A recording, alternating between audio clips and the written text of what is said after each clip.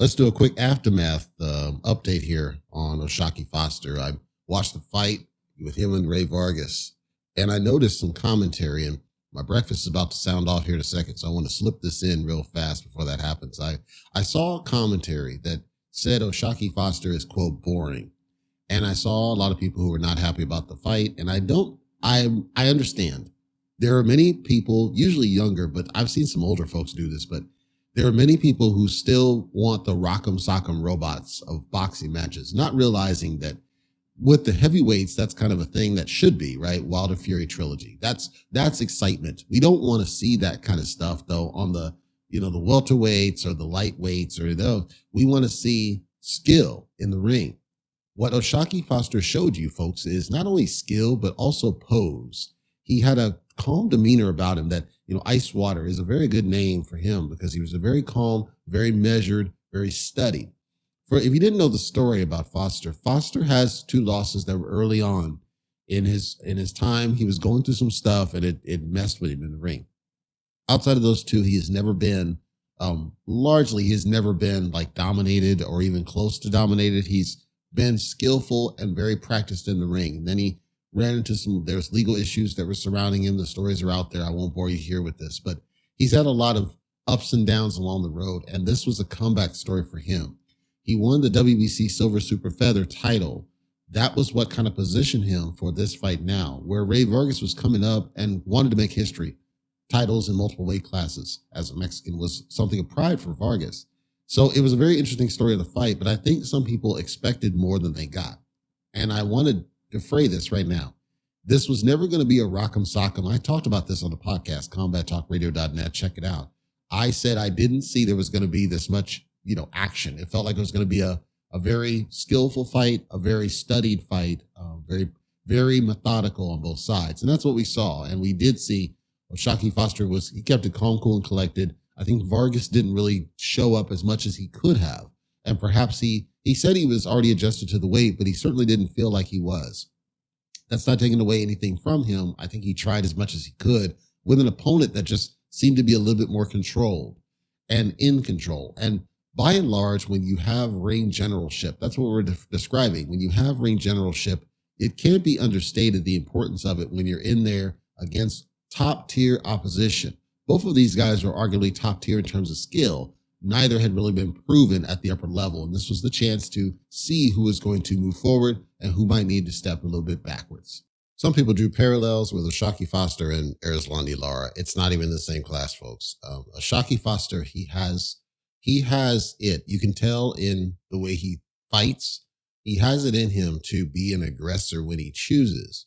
Erislandy Lara does too, but Erislandy Lara didn't have the motivation to be an aggressor until he was already too old to really leverage it.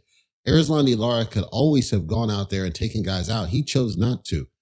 I remember he fought, I forget who it was. Was it Harrison?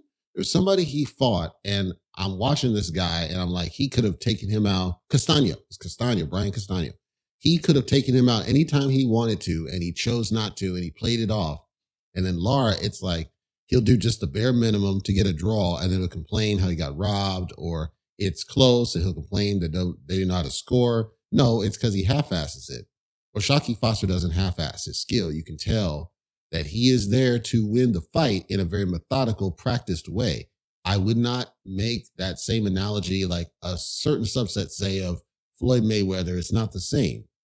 He has his own, and I think he's making his own path and his own push forward. And I believe mentally, he sees that there was mistakes in the past, that some stuff was out of his control, some stuff wasn't. And he's trying to push forward. And I see him trying to be a great fighter. And I didn't see that he half-assed his way to a win. It felt like he was really putting all in that he needed to get the win his way. That's my point. And we should respect that if we're going off the sweet science. These are the fighters that are long remembered after the game's done. If you think back to the sluggers, if you think back to the ones that just kind of go crazy, if we think about the guys like Edwin Valero, for example, Edwin Valero is remembered because he basically retired, quote unquote, with a 100% knockout ratio. He's dead if you didn't know. 100% knockout ratio is knocking out guys, but nobody can really remember anybody that Valero really fought. You can't really, because that was just, he just would go out there and do this. There was nothing that stood out about Valero other than the knockout rate. So if that's all we're going off of, that's cool. If you look at somebody like Beterbiev, completely different class of fighter, because if you watch him, actually watch him, he seems to improve every fight. He gets better stylistically. His accuracy is way better than people give him credit for. He's not just a come for a brawler, but he has the same knockout ratio. He doesn't get the credit for the knockouts. He is recognized for the knockouts. But what people recognize about Beterbiev is the fact that what I see, same thing, he improves with every fight. Well, Shockey Foster has the opportunity to be that, where he just gets better and better as he perfects the craft. And fighters that get bank rounds in the books, they don't just go out there knocking guys out all over the place. They bank rounds in the books. They're improving their craft as they go. People don't know that, but they're getting better. So Foster, yes, he has the 2 losses, just like Rung Vijay. He had 2 losses early in his career. It didn't stop him. He eventually reorganized himself, got back, and went on a major streak until he eventually met Bam Rodriguez. But the thing is, I think some people are not really fans of the sport.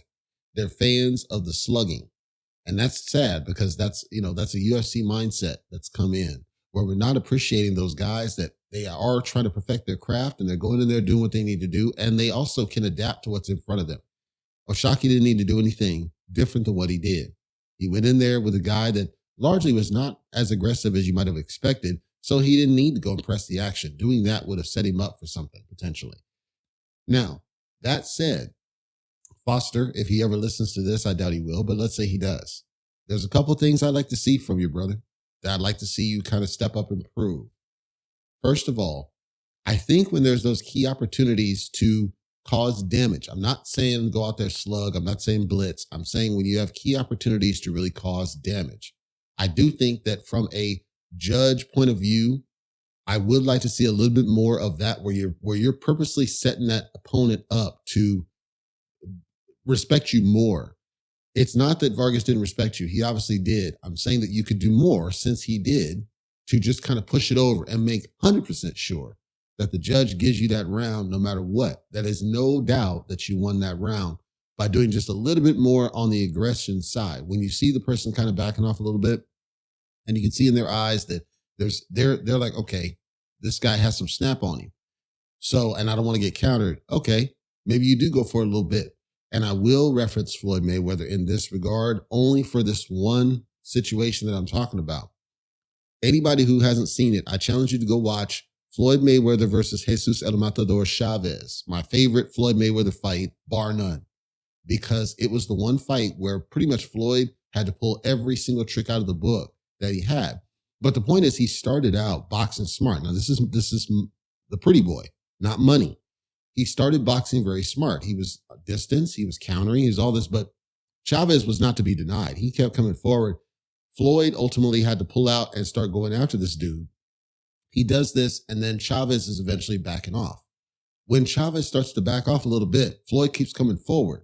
So now I'm like, okay, I get it. Floyd is basically saying, yeah, you got your aggression in there. I got you to settle down a little bit. Now I need to make sure it's clear. Either I need to get you out of here or make sure the judges understand that your aggression wasn't doing anything to me. And I'm going to definitively win each one of these rounds, bottom line.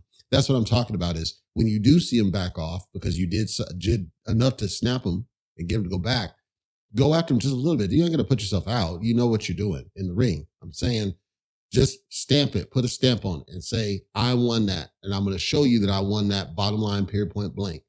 Floyd did the same thing against Arturo Gatti at the end of rounds, where he ends up with like a 2 or 3 piece to just cement that, no, I won that no matter what, bottom line.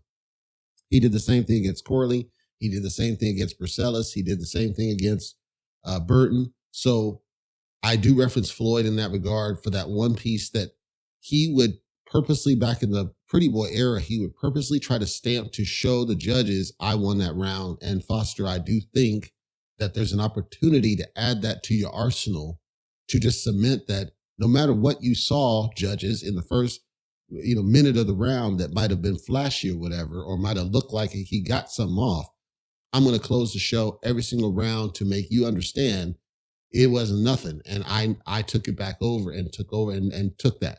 So take it or leave it. I don't care. Doesn't matter. I'm saying that's That's not a criticism. I'm saying that's an opportunity because that's going to round you out because now you'll be able to settle down the fighter who's in front of you. If they're coming at you aggressive, I think you already have enough to calm them down, get them to settle down. If it's like a Sean Porter type, that's a whatever, or a Chino Maidana type, just constant aggression. I don't know that maybe you couldn't. I don't know. But I'm saying if you can do that, and I think you can, the other part of that is then to put a stamp on it for the judges to just say, no, I'm letting you know what he was doing wasn't doing jack to me. And I won that and I ran that because I'm the ring general up in here. You do that, and I think he's one of the most well-rounded fighters we got currently, outside of like a Frank Martin type. So now you got some really good, stylistically brilliant fighters out there, not just sluggers, that we can see the next generation of fighters and see where they go from here. But those who are criticizing the fight as boring, you don't know what you're looking at. And that's all I'm going to say about that.